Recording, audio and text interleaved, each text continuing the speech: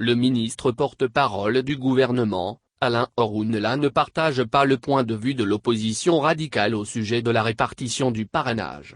Il l'a fait savoir à la faveur de la conférence de presse qu'il a animée hier mardi 16 février 2021, à Cotonou.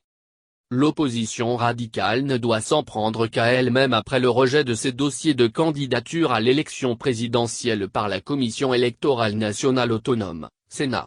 C'est du moins ce que l'on retient de la sortie médiatique du ministre porte-parole du gouvernement à propos des allégations sur le parrainage. Selon les explications du ministre de la Communication et de la Poste, le chef de l'État, préoccupé par l'organisation d'un scrutin équitable, transparent et bien organisé, a réitéré à maintes fois que l'occasion s'est offerte à lui, son engagement d'œuvrer pour une élection présidentielle inclusive. Pour ce faire, rappelle le ministre Alain Orunela, le président Patrice Talon s'est appliqué et a impliqué tous les acteurs de l'administration publique afin que l'opposition, notamment le parti les démocrates obtienne son récépissé afin de participer à l'élection présidentielle. Mieux, éclaire le porte-parole du gouvernement, le président de la République s'est rendu disponible pour que tous les candidats obtiennent les parrainages. Mais regrette-t-il, le président du parti Les Démocrates, Éric Ndete, ne voulait pas ce parrainage. Ce qui explique qu'aucune démarche n'ait été entreprise par ce parti dans ce sens.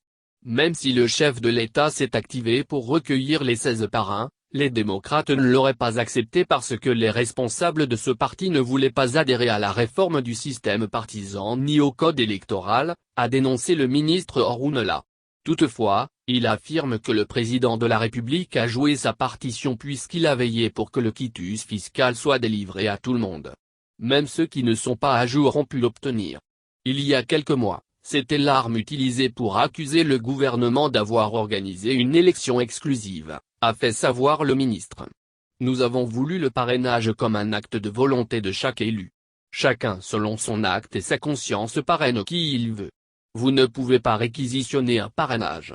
Cependant, le ministre soutient que l'autre objectif de la réforme est la suprématie du parti. Quand un élu doit parrainer un candidat, il se soumet aussi aux règles du parti. Il faut des instances d'harmonisation. Il faut une ligne du parti. Les élus doivent respecter la ligne du parti s'ils ont accepté les règles du départ. Le gouvernement n'a pas à s'immiscer dans la gestion interne des partis, a nuancé le ministre de la Communication et de la Poste.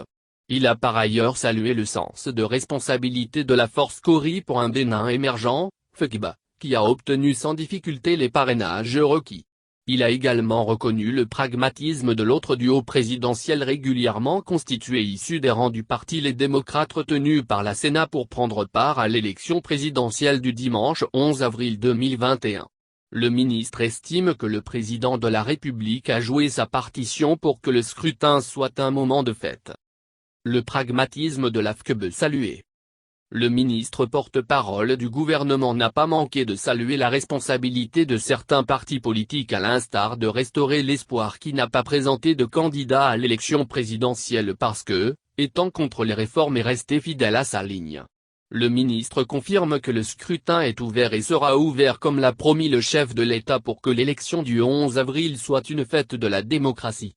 Le gouvernement a l'obligation d'assurer une élection transparente, équitable et régulière suivant le système partisan, a-t-il rappelé. Appréciant le processus électoral, le porte-parole du gouvernement a salué le travail effectué par la Sénat et s'est réjoui de l'atteinte des objectifs qui ont motivé la réforme du système partisan. La réforme vise à éviter les candidatures fantaisistes. Pour une fois dans la vie politique du Bénin, on a une vingtaine de candidatures et c'est parce que ces candidats ont marqué leur adhésion aux réformes, a reconnu le ministre Orunela.